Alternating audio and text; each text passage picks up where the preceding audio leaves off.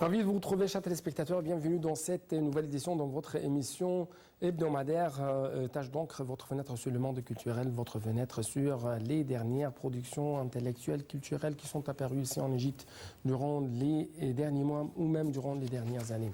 Aujourd'hui, nous avons un rendez-vous très important. Il s'agit de cette œuvre intitulée La programmation neurolinguistique et l'art de la communication sans limite. Donc, premièrement, qu'est-ce que ça veut dire la programmation neurolinguistique selon quelques définitions présentées même sur le web? Par exemple, la programmation neurolinguistique, acronyme français PNL, est un ensemble coordonné de connaissances et de pratiques dans le domaine de la psychologie fondé sur une démarche pragmatique de modélisation en ce qui concerne la communication et le changement. Elle a été élaborée par Richard Bandler et Jean Grinder dans les années 1970 aux États-Unis. Parmi les définitions qu'on peut vous présenter, par exemple, la PNL est une caisse à outils pour obtenir des résultats et est une méthodologie de communication interpersonnelle, d'apprentissage de changement. Nous allons jeter plus de lumière en ce qui concerne comment vous pouvez dialoguer avec vous-même, comment vous changez votre pensée d'une manière de la négative vers la positive. Et encore une fois, la programmation neurolinguistique est un ensemble de présuppositions et un système de valeurs qui apporte une vision plus positive de vous-même et des autres et qui vont contribuer à faciliter la réalisation de vos projets de vie. En un mot, si je peux dire, la programmation neurolinguistique étudie comment les individus réalisent de façon efficace ce qu'ils ont et améliorent leur capacité à atteindre leurs objectifs souhaités. Donc, je crois que c'est une invitation. Pour vous, chers téléspectateurs, le plaisir d'avoir avec moi au studio de l'Internet International, Dr Wael Fouad. C'est bien sûr analyste politique. Donc, vous êtes toujours bienvenu. Merci infiniment. Cette fois-ci, pour moi, monsieur Wael Fouad, la programmation neurolinguistique. Vous avez entendu parler de cette... De faire atteindre l'être humain à son excellence de ses compétences. Oui. C'est une science et un art visant l'arrivée au sommet de l'excellence humaine. Oui. Donc, ce n'est pas seulement c'est possible, c'est entre les mains des gens, on peut toujours modifier notre vie. Oui. Et, bien sûr, je dois souligner une chose très importante. Cet livre est rédigé par Dr Ibrahim El-Fiqhi. C'est un écrivain, mais aussi c'est un intellectuel. C'est un homme qui essaie toujours de donner aux hommes, si je peux dire, une énergie positive pour avoir une bonne vie. Est-ce que vous voulez commenter l'auteur de cette œuvre?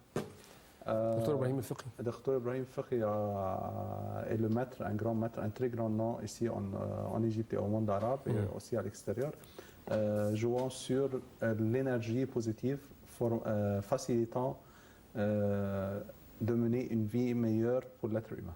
Oui.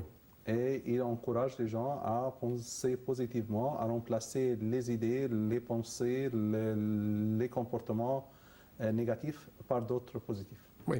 Et ici, nous avons quelques points très importants dans cette œuvre et dans cette science. Par exemple, les gens agissent dans la vie sur une base des programmes intellectuels et mentaux. Donc, c'est un principe très important dans la programmation neurolinguistique. Comment?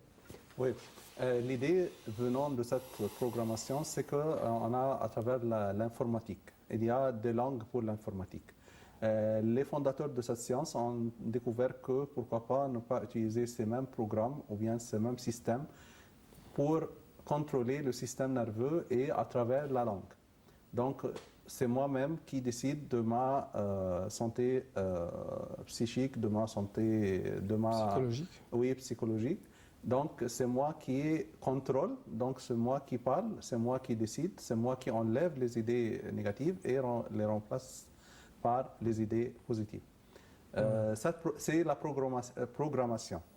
Donc, la langue humaine, un système de code et d'encodage, de décodage, un système, une suite d'étapes et une science. Donc, est-ce que nous pouvons dire que l'homme est l'ingénieur de sa psychologie? C'est-à-dire, cette science, comme par exemple neurolinguistique, affirme que l'homme peut changer, ajouter, modifier, ou même l'homme peut annuler quelque chose dans sa pensée, dans sa pensée, dans ses attitudes, à travers de changer sa manière de vivre, de changer sa manière de perception. Oui, exactement. De voir les choses. Extérieur, de ses propres expériences et puis de son comportement.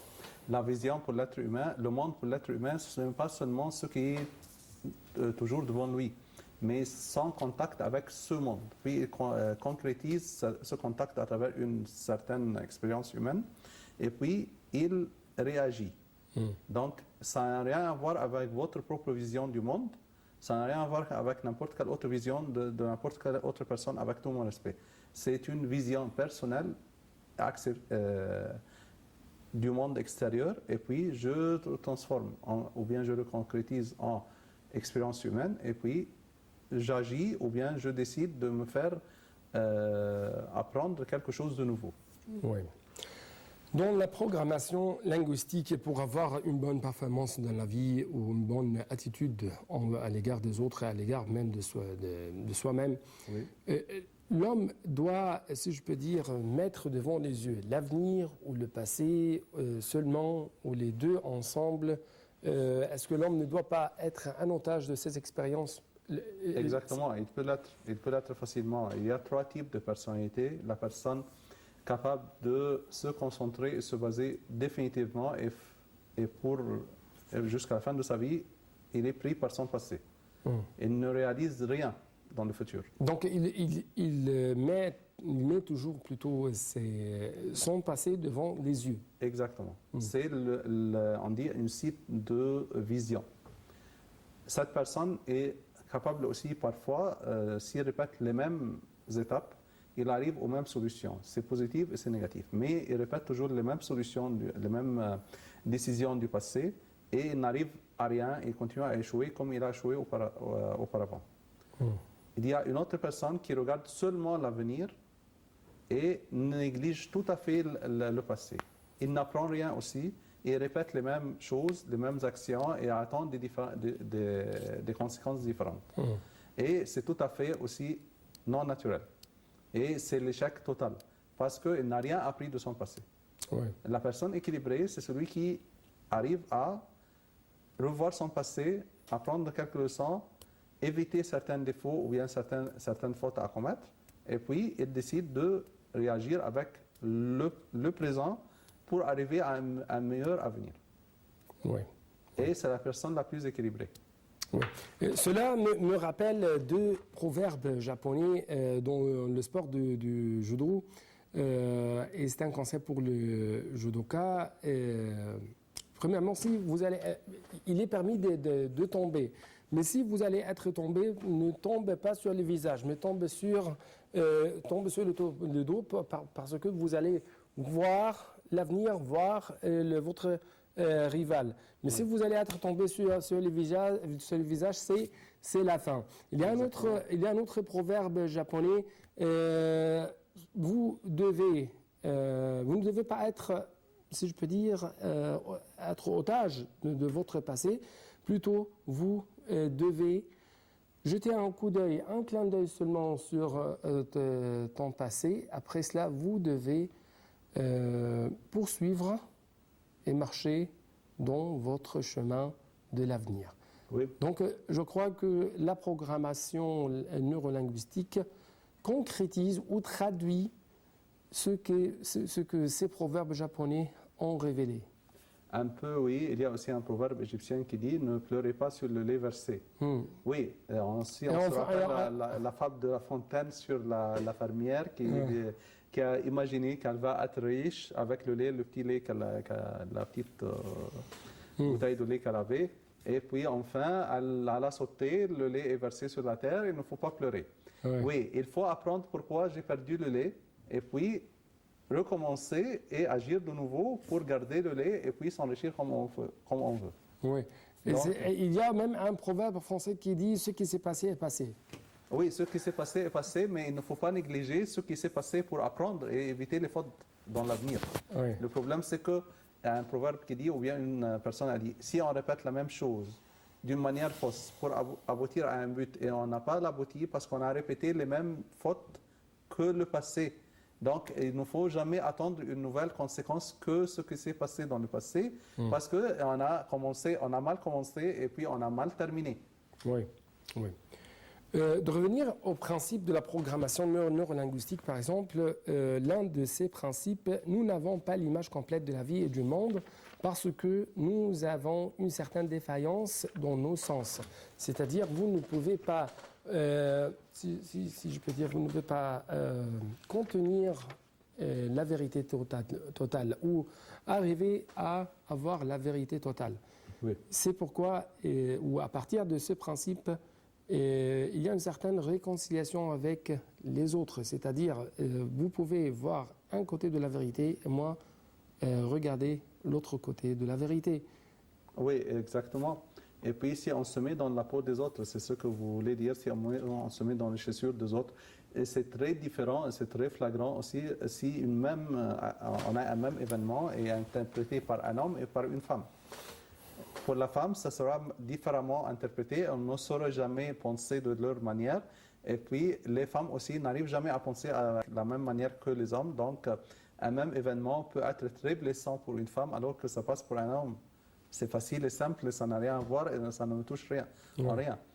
Donc, ce n'est pas seulement cette idée, c'est l'exemple le plus grand, mais aussi deux hommes de deux cultures différentes ou bien de deux visions différentes du monde n'arrivent pas à avoir la même perception d'un même événement.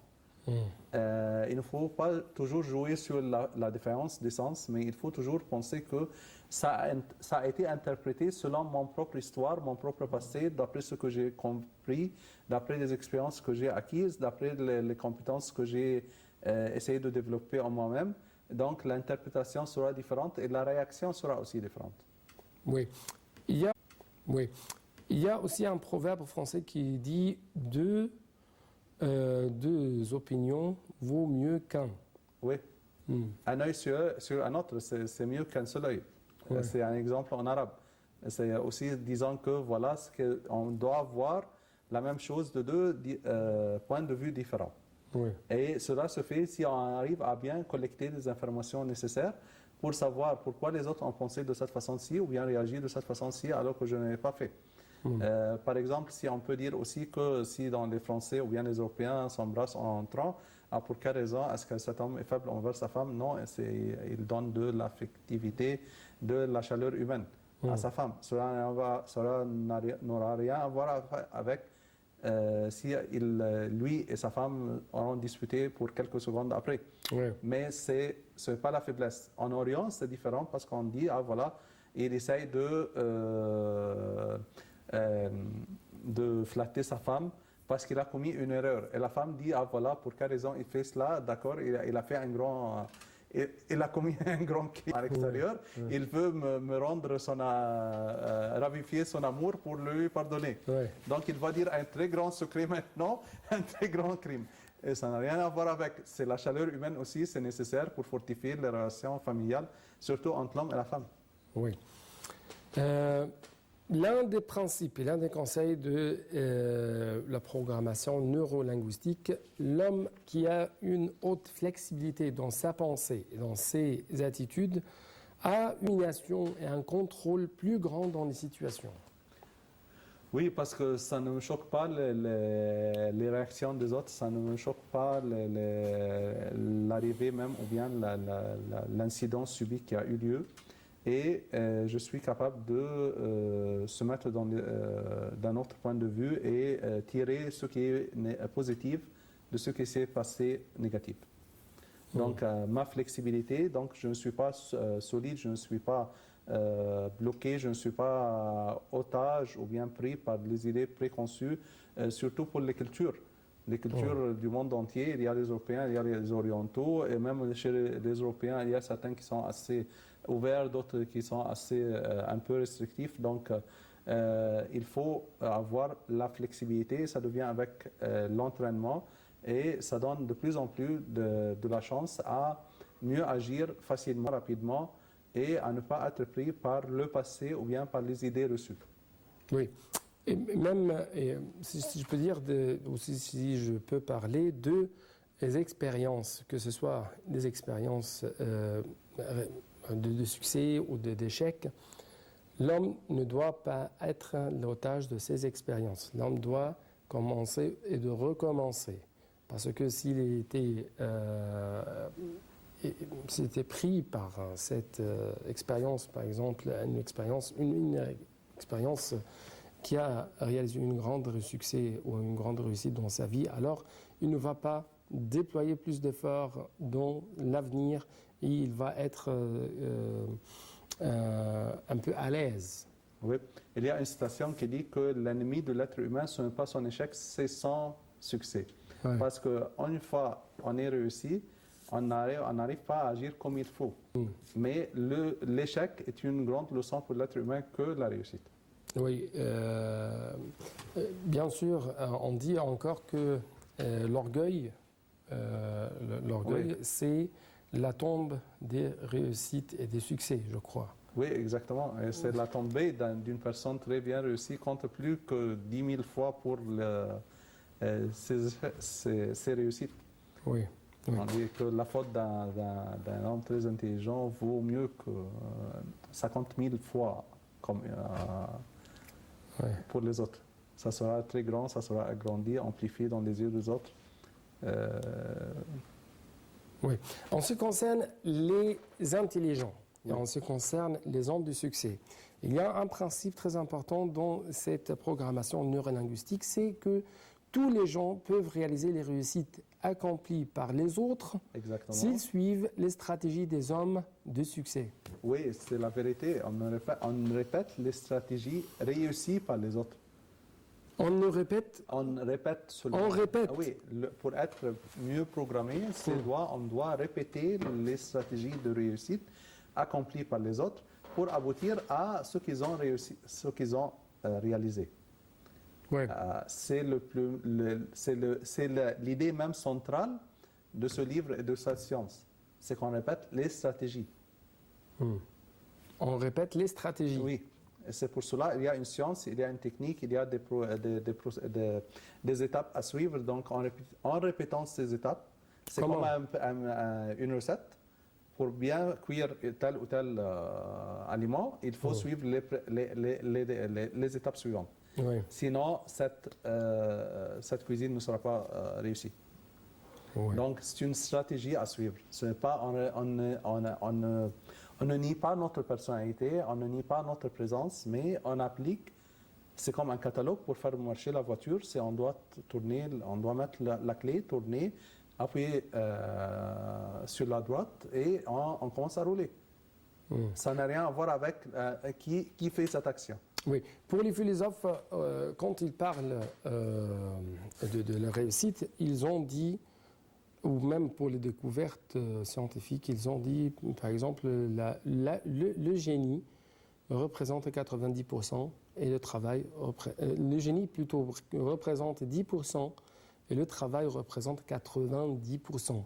Ici en Égypte, on dit, ou on essaye de classifier et de faire une sorte de diversité entre les gens. C'est un homme intelligent, c'est un homme qui n'est pas intelligent. Il faut ajouter en quel domaine, en quelle matière. C'est une erreur.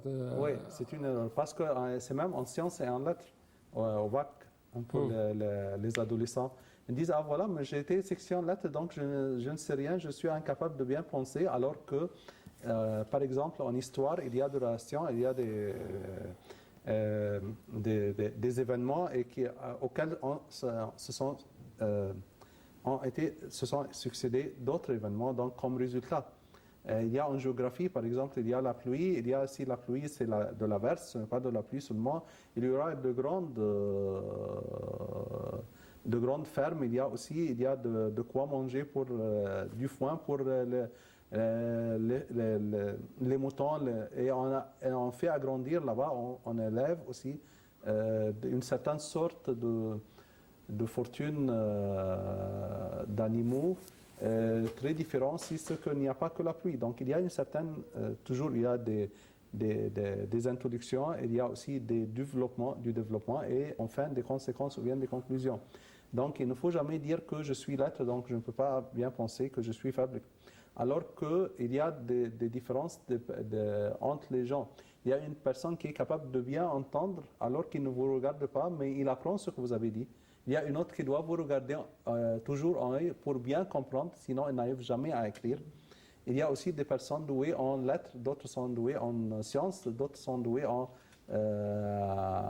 art et en dessin. Physique. Oui, Physique. donc chacun est, il y a ce qu'on appelle des différences humaines bien respectées, et même il y a des gens capables de voir, ah, si je regarde cette page, je suis capable de la photographier dans ma mémoire et je peux vous dire si la réponse c'est en quelle ligne. Donc, ce que vous voulez dire, l'homme doit découvrir lui-même. Exactement, Bien avec sûr, tout son respect.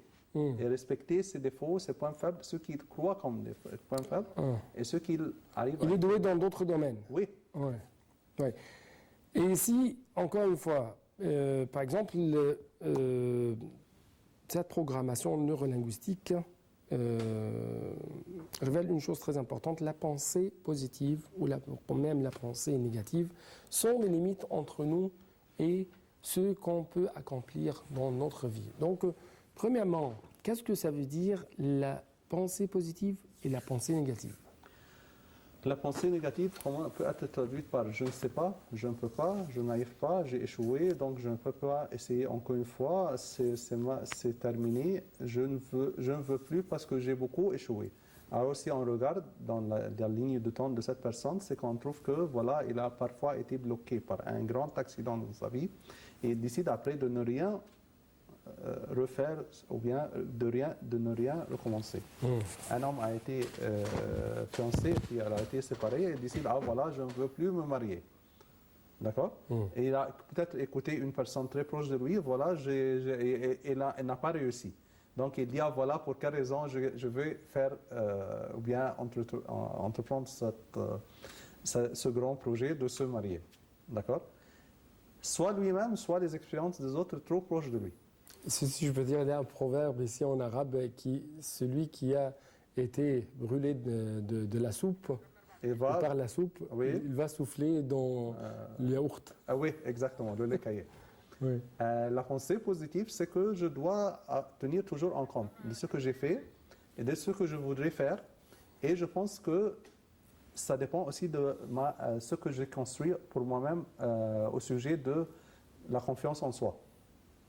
Il faut prendre Dieu en considération, son effort, sa possibilité d'intervenir dans le monde des affaires.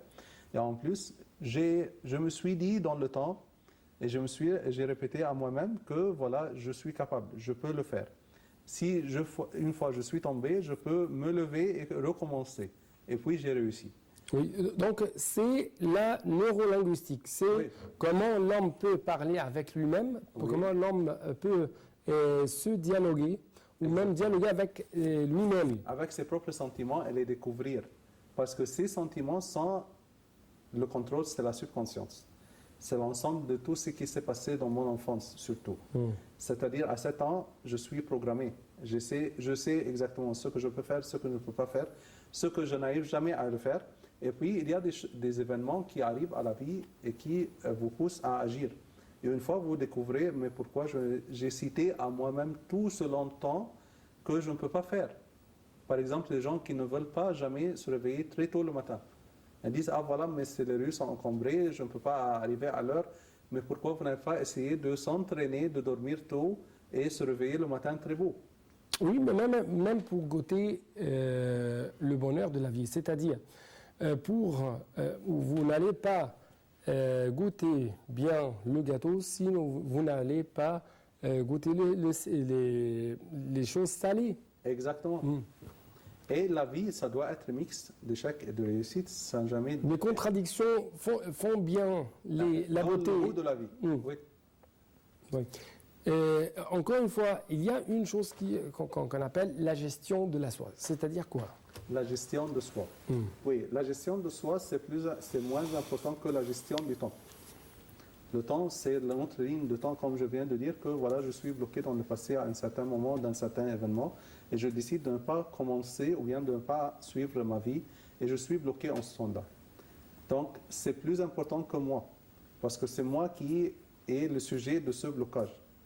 Donc, c'est moi, oui, je suis important, tout être humain est important, mais la ligne du temps dépasse les capacités et les compétences de l'être humain. Et c'est à travers le temps que j'ai appris que je peux ou que je ne peux pas, que je veux ou que je ne veux pas, que j'arrive une fois à réaliser ce but ou non. Donc la ligne du temps, c'est la gestion du temps. Il faut classifier les priorités, les évaluer, préciser effectivement quelles priorités sont vraiment des priorités, et puis partager le temps entre ces priorités d'une manière adéquate. Et enfin, j'arrive comme ça à faire la gestion du soi-même aussi. Oui, ici j'ai deux questions avant de vous quitter, parce que je crois que toujours le temps, le temps remporte toujours des victoires sur nous. Premièrement, comment dominer et contrôler votre inconscience? À travers Très vite. la relation interpersonnelle. Je suis en train de découvrir mes sentiments, j'évalue ces sentiments, je décide de se laisser aller avec ou bien de les interrompre et et sortir de ce cercle vicieux. Comment surmonter le fait de ne pas avoir de confiance, l'homme ne pas avoir de confiance en lui-même? Comment? Surmonter comment nous pouvons avoir une confiance en soi-même? Oui, toujours répéter à moi-même les expériences réussies, se rappeler ce qui est déjà fait. Avoir de la confiance, c'est avoir une certaine idée positive de soi-même. Oui. Cette idée positive doit être formée aussi par les mass médias, par les parents, par les amis. Il faut éviter les personnes qui ne sont pas assez positives pour ne pas... Éviter les pessimistes. Oui, éviter les pessimistes. Oui, je dois vous remercier infiniment pour votre commentaire, votre analyse cette œuvre intitulée La programmation neurolinguistique, rédigée par Dr Ibrahim El-Fekhi. Merci beaucoup, Dr Wael Fouad, notre expert dans le domaine de ressources humaines, dans le développement humain. Merci beaucoup. C'était tout pour cette édition, chers téléspectateurs, et à bientôt.